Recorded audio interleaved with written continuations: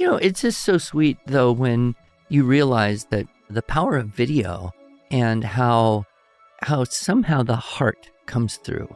Like, I want to touch their heart. And this type of short little letter, does that.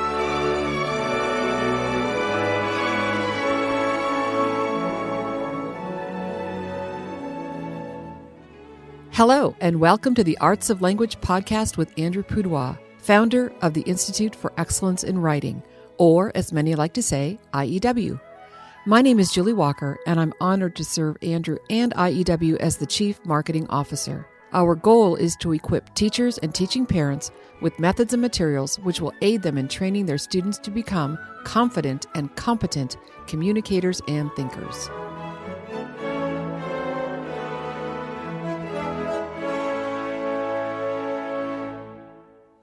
Well, Julie, I have a couple fun things I thought I would share with you before you tell me what we're talking about today. Okay, I love it.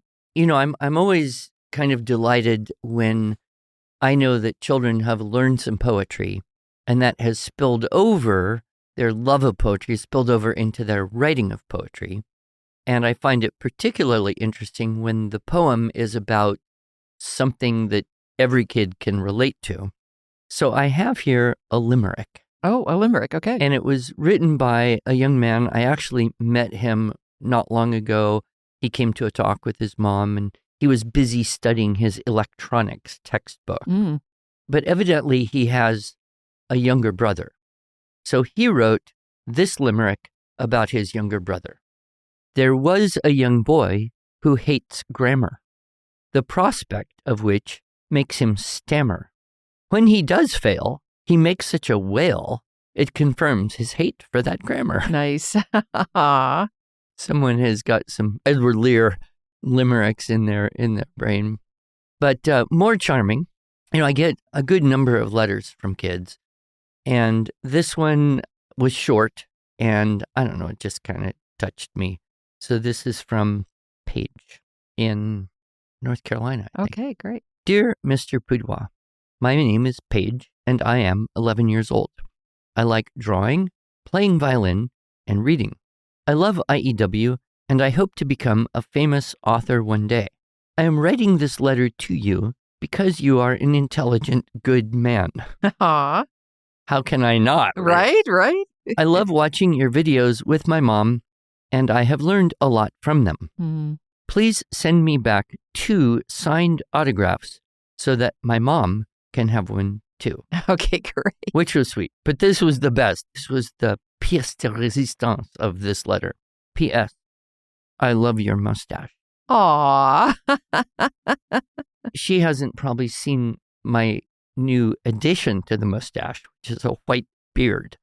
So I feel like I should take a picture and send that one with the autograph so she can make a determination whether the beard is as good as the mustache. But it's just so sweet, though, when you realize that the power of video and how somehow the heart comes through. Like, I want to touch their heart, and I want them to feel touched. And this type of short little letter, does that. It's like, I get it, Paige, and I get you, and you get me. She knows you, and you're her teacher. Yeah. Which segues beautifully into what we're talking about today, which is this is National Teacher Appreciation Week. Oh, really? Yeah. So actually today, this podcast launches. We generally launch our podcast on Wednesdays. So if all goes well, this will be launched on Wednesday, May 7th, and Teacher Appreciation Week for this year is May 5th through the 9th. So typically what happens during this week is students, if they're dialed into this, bring gifts to their teacher. Generally, this is toward the end of the year. And, hey, we really appreciate you, teacher. And so I have some ideas of what is a good gift, and perhaps you can comment on this as well, and what is not such a good gift. And honestly, I got to be honest, I'm doing this for my son. Oh. Because he is a teacher.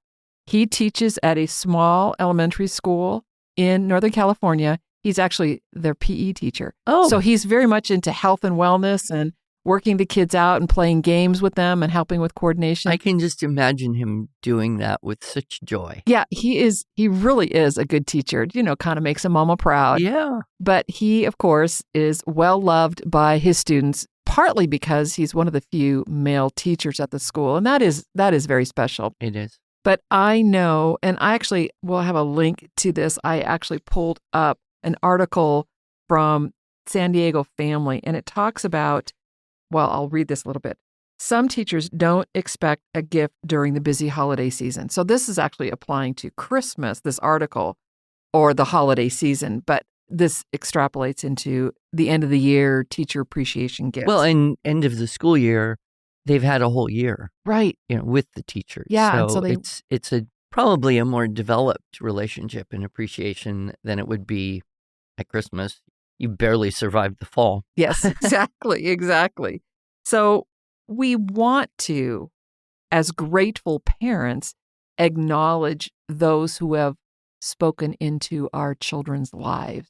And so how do we show gratitude to them? How do the students show gratitude to their teachers? And so here's some just ideas. And I don't want to forget, Andrew, the joke that you tell about teacher appreciation. Oh, right. Yeah. So I'll share a few things and then we'll maybe end this podcast with a joke. Okay. How does that sound? So That stick sounds around. fine. We've got a good one. All right. So what not to give?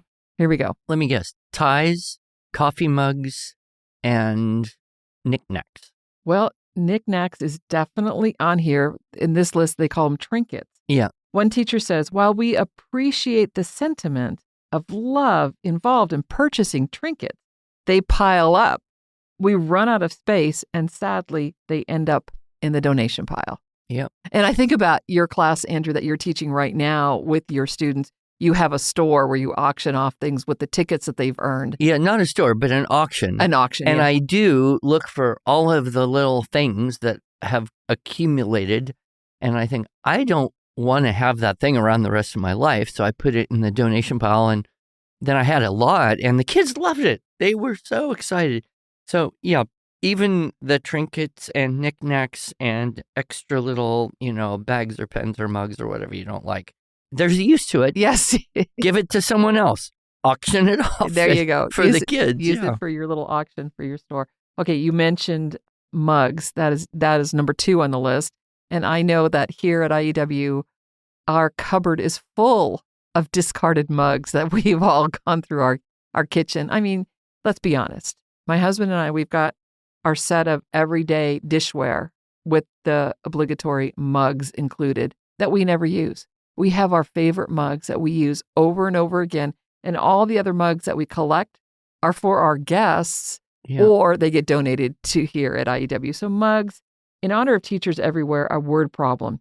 If 5 students give you 1 mug each year, how many mugs will you have at the end of 6 years? Yes, 30. Keep in mind that teachers have 20 to 90 students, depending on what grade level they teach. That's a lot of mug potential. Bottom line, no more mugs, please. I'm onto that. All right. Another thing that they mention is candy. Teachers receive a lot of chocolate and other candy this time of year. And I just think, oh, chocolate. Yeah, okay. It's just too much, they say. And for those who are trying to eat healthier, there's little hope of success with a constant stream of sweets coming through the door. Well, a good piece of fruit. The classic apple on the desk. Yeah. Or, I think a bag of dried fruit, like apricots or figs, it would still be sweet, but it wouldn't be packed with toxic ingredients. Yes. And you could share it too. So yep. I wouldn't mind that. Yeah. What else do we have on the no thank you list? Homemade treats. Oh, yeah. Yeah. And I understand this. I love it when I show up to work and someone has brought in a plate of something fun that they've made at home. And I know all of our coworkers here, and I know that for the most part, they're going to put something in there that's going to be delightfully healthy, or not, but it's still going to be delightfully good. While the gesture is appreciated, it's risky business with allergies, germaphones, and unknown ingredients. Homemade goodies often end up in the trash. Clothing, jewelry, or other items featuring apples or school themes. See, now I was a teacher, and I have on my Christmas tree some teacher ornaments that were given to me by my students. And I love that. Well, that's okay because you have a sweater, and on your sweater is a Christmas tree It is true. with little lights that battery-powered flash, something I would never wear. Well, I love Christmas, though. But you say our teacher loves bees. This is a little comment here. They're all over her classroom. That may be true. But if the theme in a classroom is bees or owls, it's best not to assume that the teacher likes to decorate her home or body with them. Classroom themes are typically connected to something teachers want students to remember. Okay, so that's the no thank you list. Now, what are some of the, well, I'll tell you what I love the most. Letters like this from students, just that sweet little note that says, I've learned so much from you. Yep, and that's number 1 on the list. Oh, okay. Thoughtful notes. Teachers love sincere messages of thanks and appreciation. One teacher says, I love notes from students and parents. I keep them in a folder so I can read them when I have a difficult day. Yes. I have a box on my shelf behind my desk, and it has notes in them, and I keep them for that very reason. Another thing that they appreciate, and I love this one, a lot of school teachers now have an Amazon wish list for their classroom, and they share it with their parents, and it's a way to help them fund what it is they're trying to do because the school can't buy them everything they need or want. My son is a perfect example. PE teacher. What does he want? Playground balls. How many does he want? Lots and lots and lots, more than what you can imagine you would need for a kindergarten class or a 6th grade class, whatever games he's playing with them. And so let me just read that. A recent survey revealed that teachers spend almost $500 of their own money on classroom needs every year. My daughter-in-law was a classroom teacher, and she and my son wrote into their budget $100 a month for classroom supplies.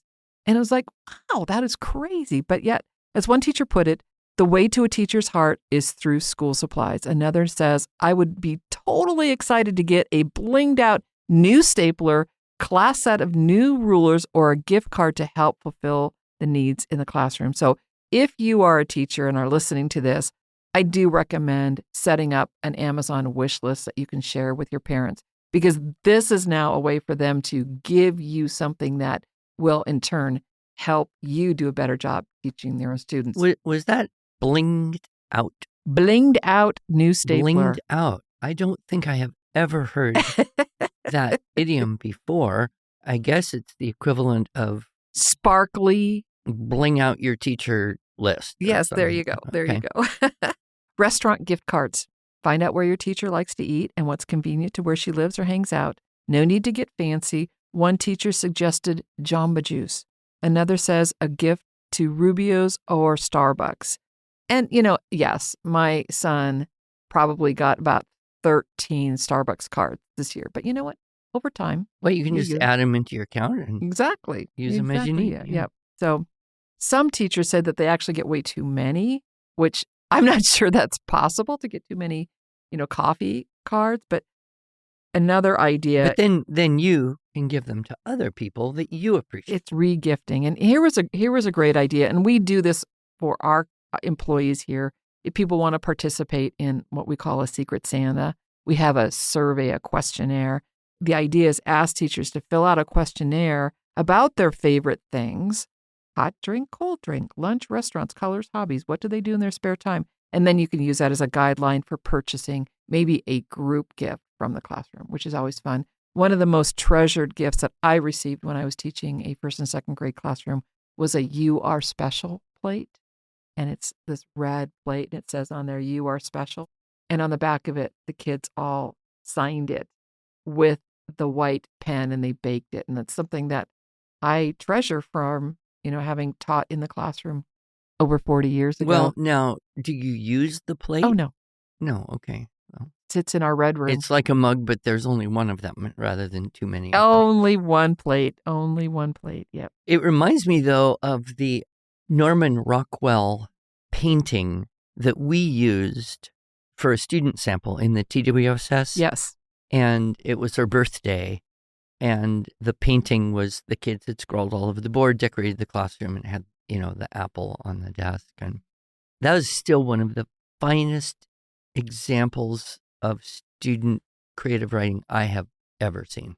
Was Unit 5, writing from pictures, advanced high school kid, but superb. Yep, we'll put a link in our show notes so that you can see both that image and the essay that accompanies it. Good. Yeah, people love it. Well, there's some ideas for gifts for your teachers, what they really want, and, the opposite of that, what they really don't want or need.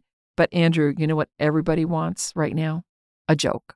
Oh, okay, well, all right. Let's see if I can tell this one. So it's Teacher Appreciation Week, and all of the little children are giving gifts to the teacher. And Sally's mom owns a florist shop, and so there's a box, and the teacher kind of suspects what's in it, and she opens it up, acting surprised. Oh, beautiful flowers. Thank you, Sally. Thank your mom for me. And then Billy's dad is a baker, and so here's a box, and, she thinks, okay, and she opens it up, and there's these beautifully, professionally baked cookies. Obviously, she's going to share them with the students because she doesn't want to eat all these things.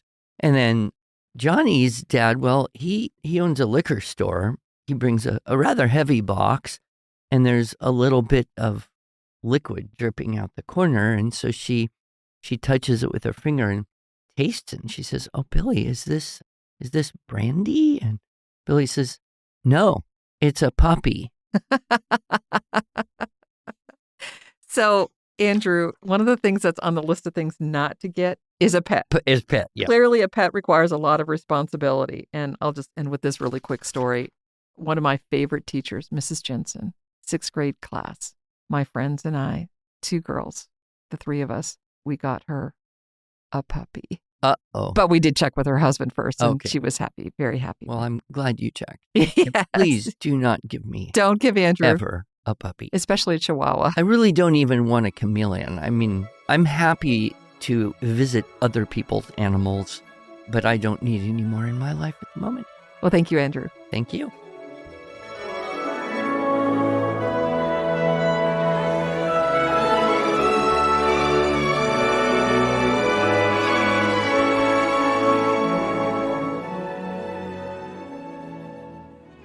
Thanks so much for joining us. If you enjoyed this episode and want to hear more, please subscribe to our podcast in iTunes, Stitcher, or Spotify, or just visit us each week at iew.com/podcasts. Here you can also find show notes and relevant links from today's broadcast. One last thing, would you mind going to iTunes to rate and review our podcast? This really helps other smart, caring listeners like you find us. Thanks so much.